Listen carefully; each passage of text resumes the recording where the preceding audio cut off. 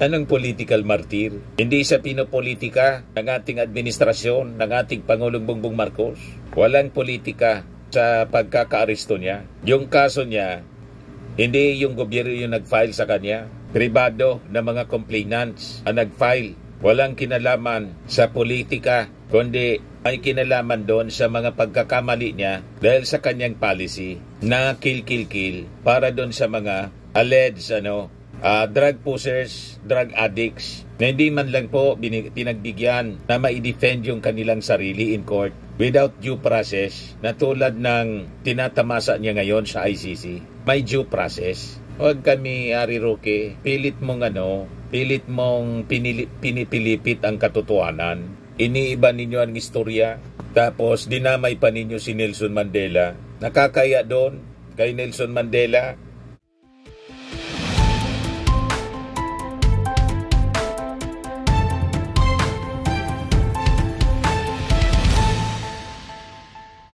Hello po mga kababayan, mga manoy, mga manay, si Dante Maravillas, Bicolano vlogger, broadcast journalist from Albay. Kumusta po kayo? Pag-usapan natin ngayon itong sinabi ni Harry Roque. Kasi sabi po ni Atty. Roque, si Digong daw po parang si Nelson Mandela. Kung ano-ano na lang po ang naiisip niya, naiisip ni Harry Roqueng idaldal para lang mapagtakpan yung mga kasalanan niya. Hindi pag-usapan yung kaso niyang qualified trafficking. Pare-parehas yung strategy po. Nililihis sa totoong issue. Si Sara Duterte, ganun din po. Pati yung katatapos na eleksyon, pinagdudahan. Kasi daw, dapat panalo yung tatlo pa na mga kandidato ng PDP laban sa pagkasenador. Para mapagtakpan yung kaso ng impeachment case laban sa kanya. Ito naman po si Harry Roque para pagtakpan man niya yung qualified human trafficking kung saan wanted na siya rito. Kung ano-anong pinagdadaldal. Yan sabi niya, like Tata, Harry Roque likens Rodrigo Duterte to peace icon Nelson Mandela. Napakalayo po ng pagkatao ni Nelson Mandela kay Digong. Si Nelson Mandela, peace icon. Si Digong po, EGK icon. Ano ba? Nobel Peace Prize winner si Nelson Mandela. Si Digong po, winner ng kasong crimes against humanity. Inaward ng mga victims sa kanya. Kaya sa nakakulong sa ICC. Pagkatapos, nag-apply ng interim release. Kukontrain daw ng mga ng pamilya ng mga biktima ni Digong. Pero ibigay ko muna sa inyo mga kababayan itong aligasyon. Aligasyon talaga ni Mr. Maravillas. Itong statement na lang na hindi man po kapanipaniwala kasi contrast sila.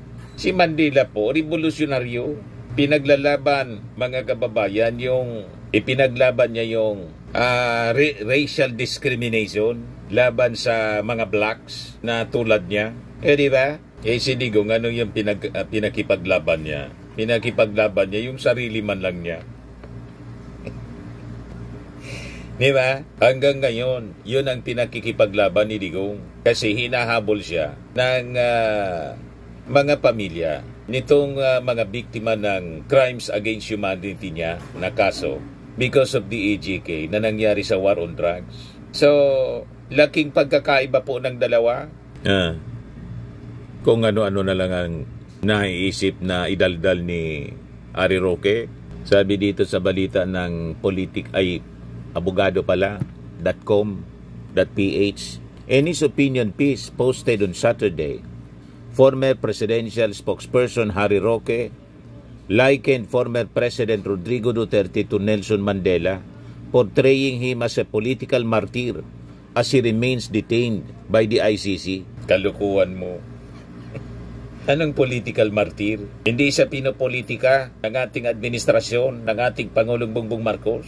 Walang politika sa pagkakaaresto niya. Yung kaso niya, hindi yung gobyerno yung nag-file sa kanya. pribado na mga complainants ang nag-file. Walang kinalaman sa politika, kundi ay kinalaman doon sa mga pagkakamali niya dahil sa kanyang policy na kill para doon sa mga alleged drug pushers, drug addicts na hindi man lang po pinagbigyan na ma-defend yung kanilang sarili in court without due process na tulad ng tinatamasa niya ngayon sa ICC. May due process. Huwag kami, Ari Roque, pilit mong pinipilipit ang katotohanan. Iniiba ninyo ang istorya, tapos dinamay pa ninyo si Nelson Mandela. Nakakaya doon kay Nelson Mandela.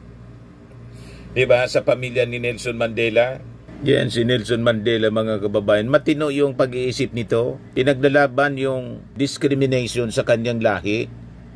Isa siyang anti-apartheid activist and politician. Lumaban para tuldukan ang racial discrimination po sa kanilang bansa. Isa siyang revolusyonaryo na kalintulad ng ating mga bayani dito sa Pilipinas, tulad ni Bonifacio. Nakulong siya hindi dahil pinagpapatay niya yung sarili niyang mga mamamayan. Nakulong siya sa pakikipaglaban sa gobyerno. Lumaban siya sa gobyerno kasi matindi yung racial discrimination sa mga blacks. Anti-apartheid nga na dapat tayo, lahat ng tao dapat binibigyan ng pantay-pantay na pagkilala, pagtrato. Yun ang ipinaglaban ni Nelson Mandela. Pero si Digong po nakulong, EJK po yung rason, crimes against humanity. Kaya napakalayo. Walang comparison yung dalawa. Naintindihan mo, Ari Roque? Sabi ni Ari Roque, in the Philippines we have our own version of Tata. Former President Rodrigo Duterte, whom Filipinos fondly call Tatay Digong, sabi ni Roque. Kayo man lang yung tumatawag, yung mga DDS man lang yung tumatawag na Tatay Digong. Karamihan sa ating mga mamamayang Filipino, ang tawag sa kanya, Digong nyo.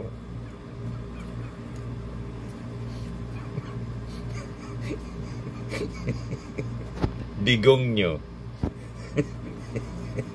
Ako ang tawag ko sa kanya, Maudigs. Kasi gusto niyang gawing province ng China, yung Pilipinas. Kaya baliktad, si Nelson Mandela, isang aktivista, revolusyonaryo, fighting for racial discrimination ng apartheid government. Whereas si Digong, pinaglalaban niya yung China na pumasok at gawing province yung ating bansa. Diba, contrast talaga po yung personality ng dalawa. Sabi pa dito ni Ari Roque, he further compared the former president to other known icons such as local heroes under Andres Bonifacio and Antonio Luna. Si Andres Bonifacio po, wala man ini-JK yun. Nakipaglaban yun kontra sa mga mananako. Ganon din si Antonio Luna. Pero si Digong po, hindi man niya pinaglaban yung Pilipinas laban sa foreign power tulad ng China. Yung mananako po, binarkada pa niya. Di ba po? Yan ang katotohanan niya. At yung pinatay mga kababayan ni Digong sa EJK, mga helpless Filipinos po. Walang kalaban-laban. Sinulsulan pa naman laban para ma-justify po yung pagpatay. Kaya siya may crimes against humanity. O ngayon, kung hindi siya guilty, patunayan niya sa harap ng hukuman sa ICC. Ganun po dapat. Pero ngayon may efforts para sa interim release niya. Yun daw yung mga nilalakad ng mga anak ni Digong. Mamaya ibigay ko po sa inyo yung kwento dito. Sabi pa ni Ari Roque, the illegal arrest of PRRD now elevated him to the pantheon of heroes and legends in the likes of Andres Bonifacio and Antonio Luna. Paano naging illegal po? May authority na po ba? May korte na nagsabing illegal yung pagka-aresto? May warrant of arrest po issued by the ICC. Yung Korte Suprema hindi pa man nagsasalita kung illegal yung nangyari. Kayo man lang po ang nagsasabing illegal. Anong authority po ninyo para sabing illegal? Tapos kidnapping pa. Saan ka nakakita kidnapping na may warrant of arrest na issued, binasahan pa ng Miranda rights? Kaya walang maniwala sa inyo. Kayo-kayo lang ang naniniwala sa kasinungalingan ninyo. He also implied that Duterte's arrest is a betrayal given his past support for the Marcos family. Paano sinuport yung Marcos family? Kampanya pa lang, inaakusan na niya si President Bongbong Marcos, BBM noon, na weak leader. Inaakusahan na niya na bangag. Binigyan pa niya ng kalaban. Pinakandidato si Bongo, si Bato de la Rosa. So mali na sinuport yung Marcos family. Siguro kung minimin mo po yung paglibing sa bangkay ng tatay, si Apo Lakay, may desisyon po yung husgado noon, yung Supreme Court. Obligado si Digong as president na i-allow yung burial kasi may desisyon yung husgado. Karapatan ng dating Pangulong malibing kasi siya dating sundalo. Sa kaamanos na po, walang dapat tanawin ng utang na loob yung Marcos family. Kasi natulungan din siya ng Marcos, ni Amy Marcos. Yung mga Marcos loyalist, ang siyang nagluklok sa kanya sa Palasyo Malacanang kaya siya naging Pangulo. So, tabla-tabla. Amanos na po. Walang Duterte na makikilala sa buong Pilipinas at uupo sa national positions kung hindi sinuport ng Marcos family. Ganun po. Kung ano-ano mga pinagdadaldal ni Harry Roque. Betrayal mo dyan. Kayo yung nag-tridor. Sino ba yung humiwalay sa unit team? Sino bang tumawag sa ating Pangulong Bongbong noon na adik? Hindi man kayo inaano, di ba? Inaway-away, pinagbantaan, na tatanggalin. Kayo nagsimula ng gulo. O ngayon, biglang lumabas yung warrant of arrest sa ICC, sinerve ng Interpol. Ang gusto ninyong mangyari, i-shield ng ating Pangulo, si Digong. Anong isi-shield ng ating Pangulo, si Digong? Na araw-araw, sabi nga ni Jerry Bahat at ni Anthony Tabirna, pwede naman anya talaga. Kaya lang, ikaw ba naman, araw-araw tatawagin kang bangag. Bangag, bangag, bangag, ngiwi, ngiwi, ngiwi. May adik tayong presidente. Lahat ng masasama, pinagmumura ninyo yung ating Pangulo. Asa pa kayo na hindi siya isurrender sa ICC o sa Interpol at diretso sa ICC. Kayo nagsimula ng gulo. Ikaw, bakit ka nagkakaso? Alam mo na yung ginawa mo. Lahat itong mga trouble na kinakaharap ninyo po, kayo man lang yung may gawa. That includes sa Digong, lalo na si Digong, at sa kasi Sara Duterte. Kaya tambagang patong-patong ang kaso ninyo. Lahat ito kagagawa ninyo. Tingnan ninyo, may rally na naman pala sila.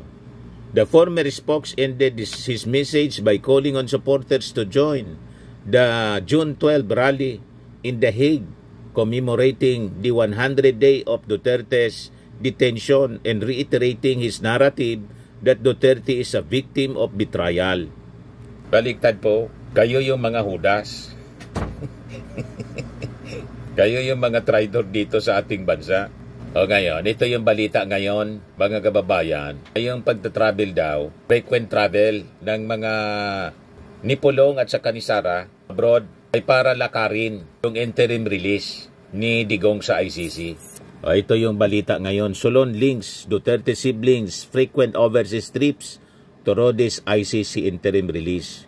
Sabi po ni Antonio Tino, representative-elect ng ACT Teachers Party List, kaduda-dudaan niya yung timing at circumstances sa mga pag-travel abroad ni Vice President Sara Duterte at saka ni Davao City Representative Pulong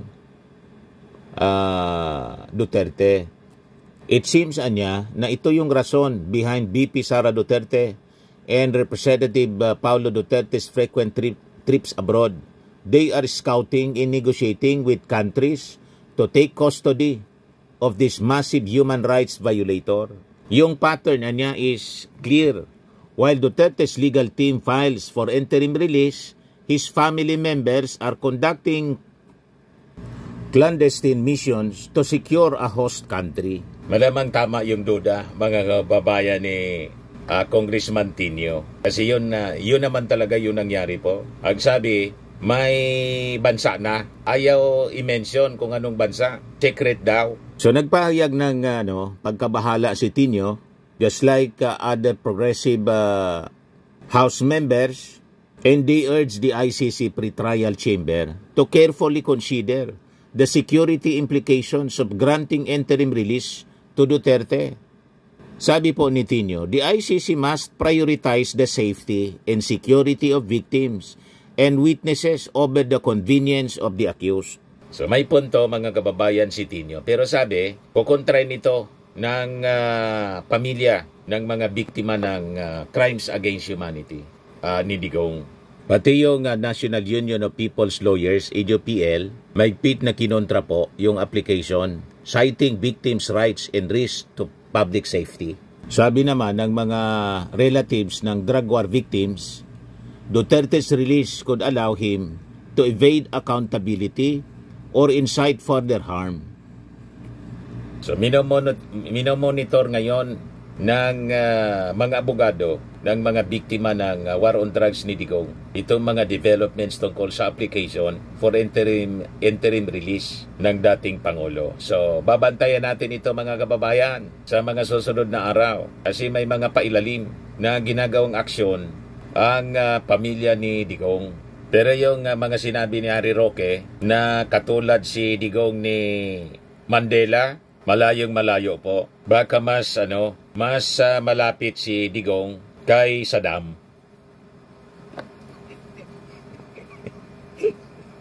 Pwede. Pero kay Nelson Mandela, malayo ang pagkatao. Mas malapit kay Saddam.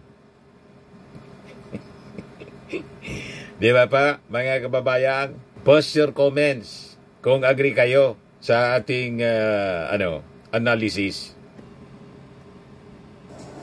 At itong ating programa mga kababayan, atin sa inyo nitong ating mga sponsors. Fairmax Firming and Lifting Cream. Tinapay po sa mga pulses in affected area. Mainam po ito sa mga pains at paninigas ng mga kaso-kasuan. Ito sa mukha naman yung application, anti-aging, Automax po siya. Ito ay Glow Zero mga kababayan. Whitening po siya. Made in South Korea. Ito naman po, Ningxia Red Mix Fruit Drink. Gawa po siya sa goji berry. May anti-cancer properties po siya. At sa mga nagana po ng malinis and spacious fitness gym, pumunta lang po kayo sa aming Colossal Fitness Gym. May Grab ka rental din po kami. At bills payment po sa aming office. At saka sa mga mahilig po sa mga imported bags, manood po kayo sa live selling ni Madam Aileen Rosales sa kanyang Aileen Closet po. Pati mga shoes, ito yung kanya po. Ito yung kanyang page. Kita ninyo, napakagandang mga online selling po siya. Si Madam Aileen Rosales. At cellphone number niya po, 773-798-7816. Ito naman po yung bago naming product na binibenta online. iGlow Serum Whitening po siya. Tingnan ninyo yung epekto sa aking anak na architect before and now. Yung mga inquiries po ninyo, dumiretso na lang kayo sa kanyang Facebook account, Riz Maravillas.